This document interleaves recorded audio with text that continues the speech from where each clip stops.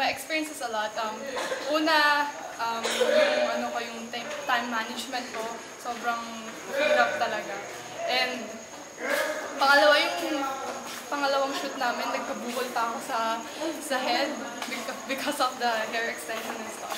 Pero okay lang kasi hindi naman naging hassle yan dun sa photoshoot kasi tapos yun, nag-enjoy ako kasi yung mga group ko sobrang bubbly, sobrang kengkoy talaga. Ang kaugali ko sila. Tapos yun, sobrang nag-enjoy ako. And kahit hindi ako manalo, okay na yung experience. So, are you ready to fight on the final night on May 3? Of course! Kaya ako minug yung flight ko ng May 5, diba?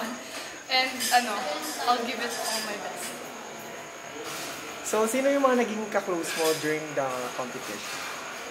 Pinaka naging ka-close ko yung lahat ng team ko, pati yung makeup artist, yung photographer, yung stylist namin, lahat naging ka-close ko sila. Plus yung ibang groups na